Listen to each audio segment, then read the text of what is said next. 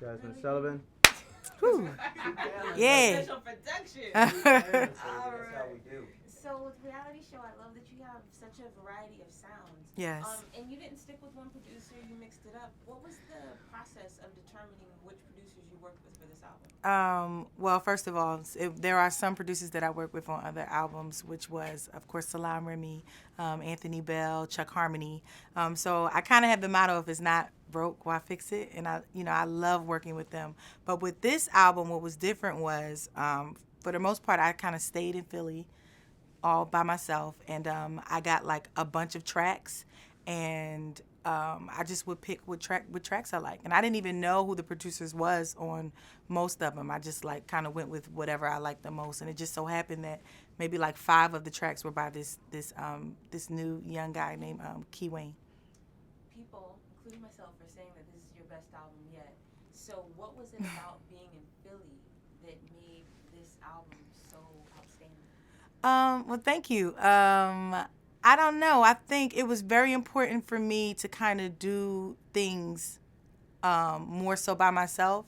I have been on this journey with having stopped and having felt like I was learning and growing with myself. And I felt like nobody could tell my story or tell this story the way I could. So I felt like I had to do it by myself.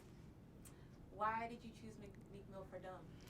Meek Mill for Dumb, that was actually a coincidence. I just happened to be working in the studio, and he was next door. And I didn't plan on doing any features on the album, but he came over to the studio and was like, yo, if you got anything, I would love to work with you. And I was like, really? Because, he's a hip-hop guy, and I didn't think he even, liked my music pretty much. But he came in there and said he wanted to do something, and I thought of Dumb immediately, and it just worked out that way, so.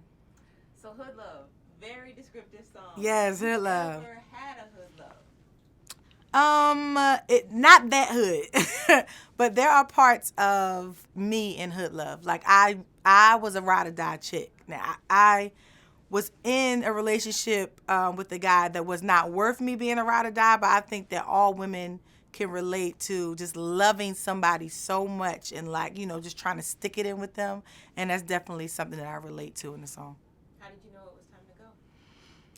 It was time to go. How did you know when it was time, because you said we've all had relationships. Oh. How did you know when it was time? Oh, well, my relationship got really bad, but I don't know. I mean, after you kind of give up everything, you take a break and you kind of give up on something that you dreamed about forever, you kind of you look and be like, this is not it. This is not where I'm supposed to be. You kind of look at, you can tell by looking at your surroundings, and if things aren't right, then you know that the situation isn't right. So that's pretty much how I knew. Everything was kind of off.